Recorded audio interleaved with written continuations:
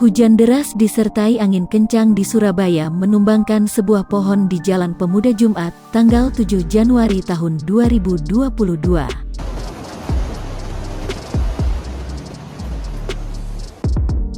Dahan yang tumbang menimpa sebuah motor parkir.